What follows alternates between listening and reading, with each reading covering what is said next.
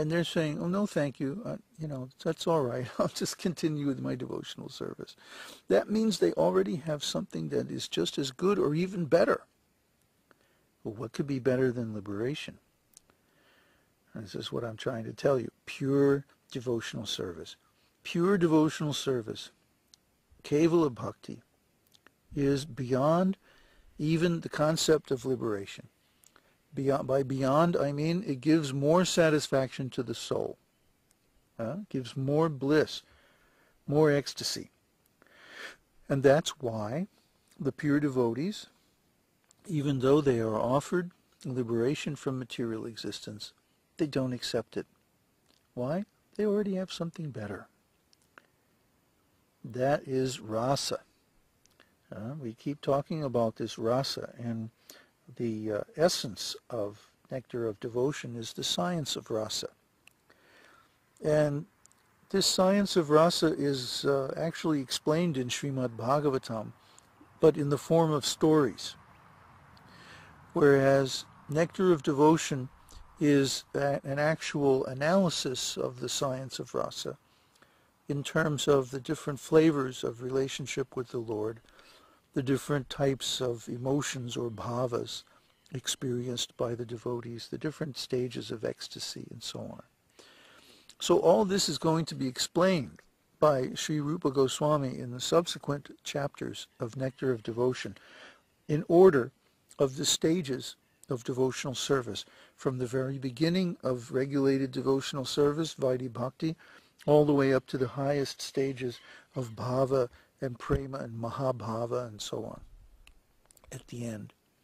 So we're going to go through this whole science of devotional service step by step, from the very beginning, like chapter 2 is the qualifications or eligibility of the candidate for devotional service. And now he's talking about how wonderful pure devotional service is, because it surpasses even liberation.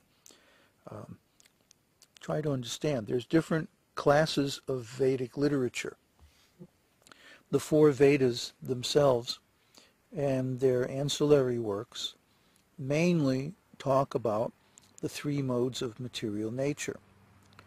And then the Upanishads introduce the concept of liberation, but they don't explain it fully. So the Vedas then, they mainly explain the process of karma, fruitive activity, cause and effect, and the performance of Vedic sacrifice being activities in the mode of goodness that bring one to the stage of purification. And in that purification, one can understand or begin to understand the process of liberation from material existence, which is offered in the Upanishads as philosophical speculation. But then the Rasa Shastras, or the scriptures dealing with the science of devotional service, they explain the actual method and its results. Bhagavad-gītā, which is part of Mahārāja, also Ramayana, and especially different Puranas up to Śrīmad-Bhāgavatam, or the Bhagavata Purana, which is considered the supreme Purana and the supreme Vedic scripture, explains all these things in the form of stories, the narrations of the activities of the Lord in relation to his devotees. And so anyone can understand by reading the stories what is the procedure, what is the process to attain the favor of the Lord. But this is not analyzed, it's not given in a systematic way or scientific way. Nectar of Devotion is the first and really the only or main scripture that analyzes the science of rasa strictly according to the pastimes of the Lord revealed in the scriptures. In other words, there are some other rasa shastras, for example, Bharata, Natya Shastra, and like that, introduce the system of rasa. But they don't take the time to actually analyze. They indicate that it can be done, but they don't actually analyze the pastimes of the Lord according to rasa. That is left, as it is said, as an exercise for the student. Unfortunately, nowadays people have lost most of their intelligence. In Kali Yuga, we're not very smart. We're not very pure either. So we tend to lose the ability to analyze things and figure them out. Here, Rupa Goswami has done us the service of taking the pastimes of the Lord described in Śrīmad-Bhāgavatam and analyzing them very minutely to bring out the underlying system of rasa. And, of course, this is an ongoing project because there's a huge amount of information to process. And one can analyze different pastimes from different points of view, or the points of view of different devotees involved in that pastime, and see how the Lord actually relates to his devotees in multiple flavors or multiple emotions of rasa simultaneously. The Lord is very intelligent, and he can do many things with each activity. So we can see by learning this process of rasa analysis from Rupa Goswami in the Nectar of Devotion, how to actually understand the pastimes of the Lord in terms of his relationships with his devotees, and how he accomplishes multiple purposes and multiple flavors of love simultaneously. It's really quite wonderful and very amazing.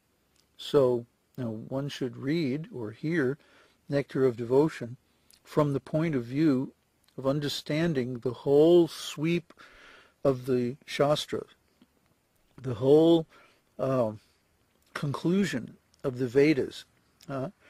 The Vedanta Sutra is divided into 4 parts. Vedanta means the conclusion or the end of the Vedas, or the ultimate knowledge of the Vedas. And in the first 2 adhyayas, the first 2 sections, first, Vyasadeva presents the basic philosophy of the Vedas. In the second adhyaya, he defeats the nonsense misinterpretations of the Vedas. In the third adhyaya, he presents the process of devotional service, and in the fourth, he describes the results. But even there, he does not present an analysis, a detailed analysis of the different flavors of devotional service in terms of the emotional colors of relationship between the devotees and the Lord. This is only in Nectar of Devotion and subsequent works in the same line by other advanced devotees of Lord Chaitanya.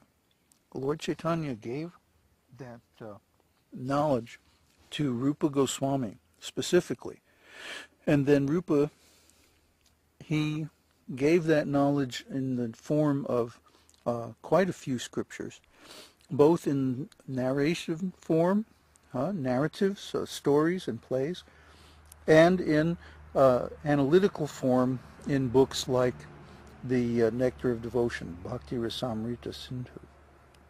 So try to understand this great science. This is actually the topmost knowledge.